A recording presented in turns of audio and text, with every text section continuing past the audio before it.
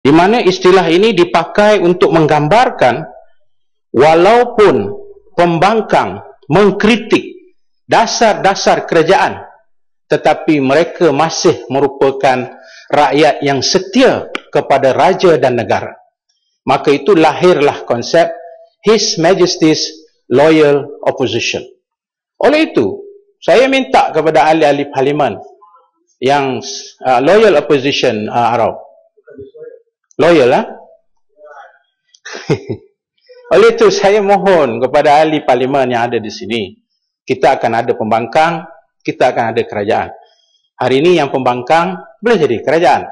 Esok yang kerajaan boleh jadi pembangkang. Itu biasa, perkara biasa. Tapi yang kita nak hidupkan di sini, Tuan Speaker, ialah apa saja yang dikritik oleh pembangkang itu perlulah dilihat sebagai hak dia untuk mengkritik, dan ia bukan bermakna pembangkang tidak mencintai negara ini ataupun tidak setia kepada raja. Oleh itu kita ada satu istilah di sini, majority rule, minority rights. Sebab dia mewakili juga Tanjung Karang, dia juga mewakili mereka yang mengundi. Jadi dia juga kena bawa hasrat apa yang diinginkan oleh pengundi-pengundi yang telah menyokong mereka. Jadi sebab itulah saya melihat konsep His Majesty Loyal Opposition ini perlu dijadikan budaya supaya setiap kritikan itu tidak dilihat sebagai satu pengkhianatan kepada raja ataupun negara. Seterusnya, Tuan Speaker, ada satu perkara yang agak urgent yang telah lama file ini telah dikesampingkan oleh parlimen ini, iaitu kita pernah mendengar satu ketika dahulu apa yang kita disebut sebagai Akta Perkhidmatan Parlimen 1963. Akta itu telah dihapuskan, dimansuhkan pada tahun 1992 secara khusus pada 21 Oktober. Apakah Akta Perkhidmatan Parlimen?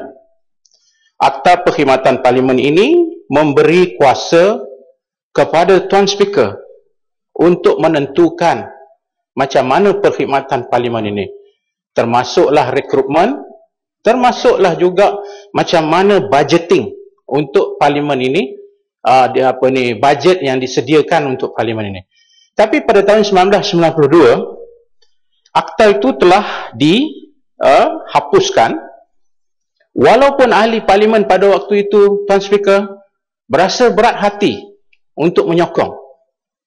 Nah, kita tengok satu contoh parlimen Parit Sulong. Bukan Parit Sulong ni, Rohani Muhammad, tahun 1992. Dia kata apa? Ya, jika terdapat masalah di dalam Dewan Rakyat atau di dalam pentadbiran Dewan ini, kita harus mencari puncanya dan menyelesaikannya, bukan sistem itu dihapuskan. Maknanya, oleh kerana ada masalah, nak selesai masalah, kita hapuskan sistem itu. Atau kita hapuskan akta itu. Bukan. Kita mesti selesaikan menggunakan akta, ya, perkhidmatan parlimen itu. Kemudian kita tengok kenyataan yang dibuat oleh waktu itu Menteri di Jabatan Perdana Menteri, Datuk Seri Nazri Aziz, ketika menjawab soalan daripada Kemaman berhubung dengan adakah kerajaan bercadang untuk, itu 2005 kemudian, 2005. Soalan yang saya tampilkan dalam perbahasan ini telah ditanya pada tahun 2005, bilakah kita nak kaji semula supaya dilaksanakan semula akta perkhidmatan parlimen ini? Maka ketika itu, ya, dia menjawab bahawa akta ini, ya, ialah, ya, dia kata gini, beliau sendiri mengakui, ya, speaker ketika itu almarhum Tun Muhammad Zahir, ya, bersetuju untuk menghapuskan akta itu. Bukannya badan eksekutif, kata dia, yang masuk campur. Tetapi dia berkata, ini yang saya nak bawa ni, jika speaker hari ini, maksud tu 2005, dan ahli-ahli dewan pada hari ini, pada itu 2005, inginkan kembali akta ini, maka badan eksekutif hanya akan membantu untuk mempermudahkannya sahaja. So sudah ada alasan di sini. Saya harap pihak kerajaan juga boleh membantu untuk kita menyokong bersama kalau ada hasrat daripada semua pihak mengembalikan akta perkhidmatan parlimen ini dan speaker bersetuju.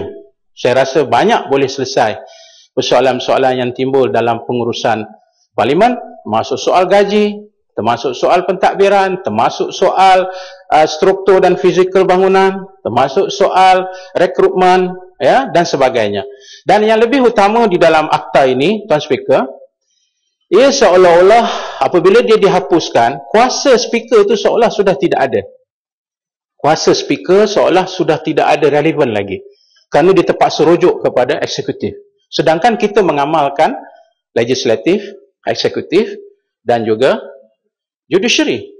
Tidak ada di sana parliamentary, apa kita panggil independent, yang mana kuasa di dalam akta perkhidmatan parlimen ini pada hakikatnya memberikan kuasa kepada speaker untuk mentadbir dan menguruskan parlimen ini. Saya harap Tuan Speaker dapat terima cadangan ini, juga rakan-rakan di sebelah sana juga dapat terima cadangan ini, supaya parlimen kita ini tadi disebut mahukan satu penghormatan, mahu orang hormat parlimen, tetapi apabila tangan kita terikat, bagaimana kita nak dihormati. Saya rasa sudah tiba masanya kita mengambil serius hal ini dan kita minta supaya akta perkhidmatan parlimen ini dikembalikan.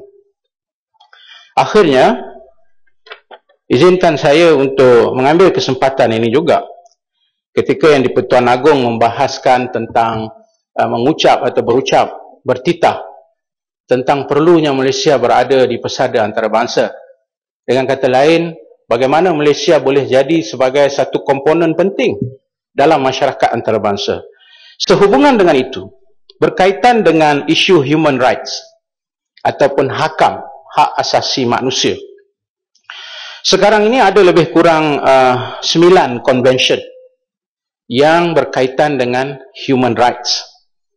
Ya, dan Malaysia setakat ini, Tuan Speaker, hanya menandatangani 3 sahaja, iaitu Convention tentang Rights of Children, Convention tentang Rights of Person with Disabilities, dan Convention on the Elimination all Forms of Discrimination against Women ataupun CEDAW yang baru ditandatangani. Soalan saya mudah, bagaimana lagi 6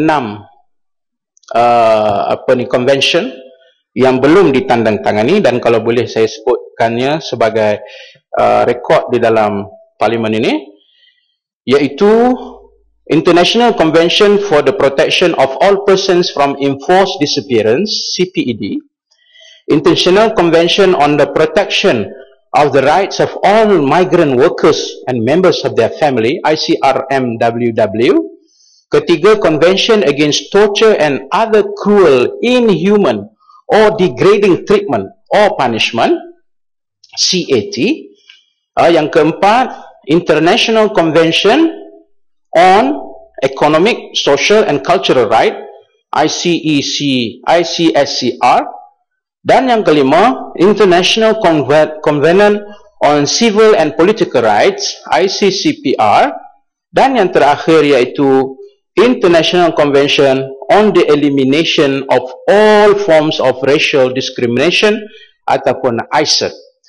Nah, saya faham perbahasan tentang human rights ini mendapat beberapa tanggapan daripada ahli-ahli parlimen, khususnya yang menganggap bahawa isu human rights ini adalah dalam banyak hal bercanggah dengan prinsip-prinsip agama maupun prinsip-prinsip budaya dan local setting. Saya rasa isunya yang lebih utama ialah bukan menafikan atau menolak semua ini. Tapi apa yang perlu kita buat ialah berunding di peringkat antarabangsa untuk kita membawa pada waktu yang sama menjadi masyarakat antarabangsa yang berpegang dengan soal human rights, tapi pada waktu yang sama mempunyai nilai-nilai kita yang tersendiri. Saya rasa itulah tahap toleransi yang kita boleh ambil, ya, daripada kita menolaknya sama sekali ataupun setengah pihak gunakan isu human right ini dengan mengaitkannya secara totok menyatakan, oh ini adalah agenda untuk menolak Islam, agenda liberal dan sebagainya. Saya rasa sebagai ahli parlimen, kita kena ada satu level lagi, iaitu level di mana kita perlu berunding dan perlu kita mencari tahap toleransi. Kita tidak mahu menggadai prinsip asas negara ini yang menjadikan Islam sebagai agama resmi persekutuan, tapi pada waktu yang sama juga kita tidak mahu ketinggalan di dalam masyarakat antarabangsa. Saya rasa kepimpinan perlu ada tahap pemikiran yang begini untuk kita sampai supaya hasrat yang di-Pertuan Agong untuk kita masuk ke dalam masyarakat antarabangsa itu akan lebih relevan. Tuan Speaker, saya rasa itu saja yang saya nak sampaikan. Parliamentary reform harap diambil perhatian, dan kemudian kedudukan Malaysia dalam menandatangani isu-isu human right, minta daripada pihak kerajaan untuk memberi penjelasan. Sekian, terima kasih, saya mohon menyokong. Terima kasih Yang Berhormat. Jemput Yang Berhormat